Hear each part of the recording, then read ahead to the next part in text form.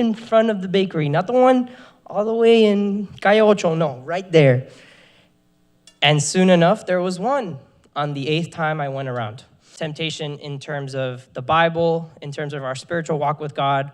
We're going to talk about how temptation presents itself in our lives, in our Christian walk, right? And last but not least, we're going to talk about how do we combat temptation, because I can tell you. So James 1:13, when tempted, no one should say, God is tempting me, for God cannot be tempted by evil, nor does he tempt anyone. Next verse. But each our own sin. This is our own temptation, right? But verse 14 said, but each person is tempted when they are dragged away by their own evil desire, right? This is the flesh. And that's where it comes from. So now how does temptation present itself, right?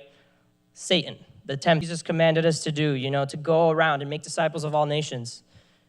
What are you guys doing sinning over there, So he's kind of sending them a little like, despiértate. But eventually, lust of the eyes and the pride of life, right? So let's talk about each one of those, right? So lust of flesh, verse by Paul, talking about the tempter. The tempter came to him and said, if you are the Son of God, tell these stones, all three of those, lust of the flesh, lust of the eyes, and pride of life. So lust of the flesh. Jesus was hungry. We saw it in verse 1 or 2. He was in a 40-day fast. And so what happened?